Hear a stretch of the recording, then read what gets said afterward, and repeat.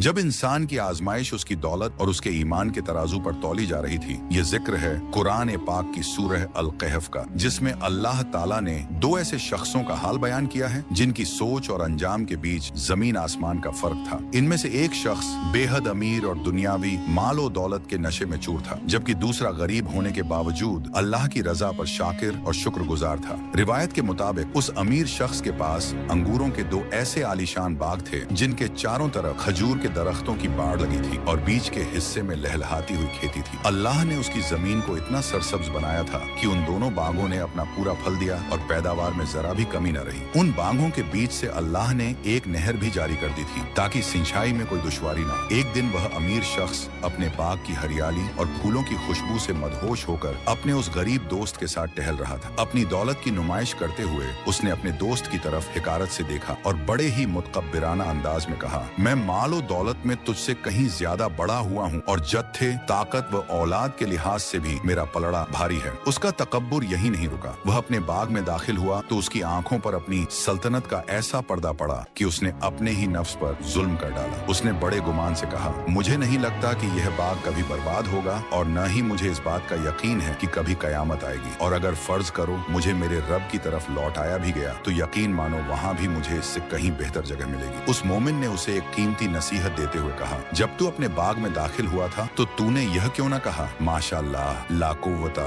इल्ला बिल्लाह। अगर तू मुझे माल और औलाद में अपने से कम देख रहा है तो मुमकिन है कि मेरा रब मुझे तेरे इस बाग से कहीं बेहतर अता कर दे और तेरे इस बाग पर आसमान से कोई बिजली गिरा दे जिससे यह एक बंजर और फिसलन भरी जमीन बन जाए। पलट गया पासा हसरत और नदामत। अभी वह शख्स अपने गुरूर के नशे से बाहर भी नहीं आया था कि कुदरत का फैसला सादिर हो गया। देखते ही देखते उस आलीशान बाग पर अल्लाह का अजाब नाजिल हुआ। रात ही रात में वह हरा भरा बाग तबाह हो गया। अंगूर की बेलें अपनी टट्टियों पर गिरी पड़ी थीं और फल बर्बाद हो चुके थे। अगली सुबह जब वह शख्स वहां पहुंचा तो मंजर देखकर उसके पैरों तले जमीन निकल गई। वह अपनी हथेलियां मलता रह गया और निहायत हसरत के साथ कहने लगा, काश मैंने अपने रब के साथ किसी को शरीक न ठहराया होता। उस वक्त न उसकी बड़ी जमात उसके काम आई और न ही उसकी दौलत उसे अल्लाह के अजाब से बचा सकी। ये वाकया आज भी हमें याद दिलाता है कि दौलत अल्लाह की अमानत है।